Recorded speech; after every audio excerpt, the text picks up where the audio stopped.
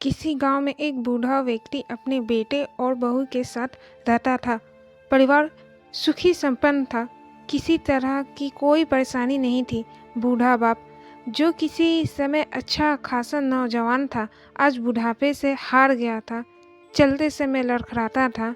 अब तो लाठी की जरूरत पड़ने लगी थी। चेहरा झुर्रियों से भर चुका था। बस इतना जीवन किसी तरह व्यतीत कर रहा था। घर में एक चीज अच्छी थी कि शाम को खाना खाते समय पूरा परिवार एक साथ टेबल पर बैठकर खाना खाता था। एक दिन ऐसे ही शाम को सारे लोग खाना खाने बैठे थे। बेटा ऑफिस से आया था। भूख ज़्यादा थी, इसलिए जल्दी से खाना खाने बैठ गया और साथ में बहू और एक बेटा भी खाने लगा।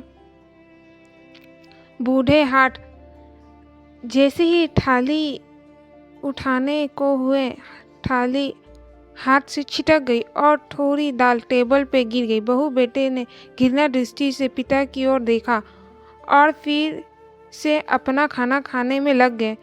बूढ़े पिता ने जैसे ही अपने हिलते हाथों से खाना खाना शुरू किया तो खाना कभी कपड़ों पे गिरता तो कभी ज़मीन पर। बहू ने चिढ़ते हुए कहा, हे राम, कितनी गंदी तरह से खाते हैं। मन करता है इनकी थाली किसी अलग कोने में लगवा देते हैं। बेटे ने भी ऐसे सिर हिलाया जैसे पत्नी की बात से सहमत हो। नन्हा पोता ये सब मासूमियत से देख रहा था। अगले दिन पिता की थाली उस टेबल से हटाकर एक कोने में लगवा दी गई। पिता की डबडबाती आंखें सब कुछ देखते हुए भी कुछ बोल नहीं पा रही थी। बूढ़ा पिता रोज की तरह खाना खाने लगा। खाना कभी इधर गिरता कभी उधर। छोटा बच्चा पोता अपना खाना छोड़कर लगातार अपने दादा की तरफ देख रहा था। माँ ने पूछा, क्या हुआ बेटे, तुम दादाजी की तरफ क्यों देख रहे हो और खाना क्यों नहीं खा रहे हैं? बच्चा बड़ी मासूमियत से बोला, माँ, मैं सीख रहा हूँ कि वृद्धों के साथ कैसा व्यवहार करना चाहिए। जब मैं बड़ा हो जाऊँगा और आप लोग बूढ़े हो जाएंगे तो मैं भी आपको इसी तरह कोने में खाना खिलाया करूँगा।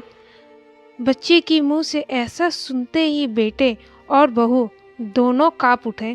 शायद बच्चे की बात उनके मन में बैठ गई, क्योंकि बच्चे ने मासूमियत के साथ एक बहुत बड़ा सबक दोनों लोगों को दिया था।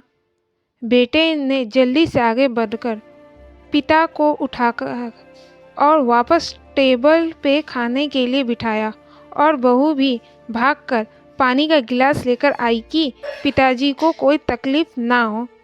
तो मित्रों, माँ बाप इस दुनिया की सबसे बड़ी पूंजी हैं।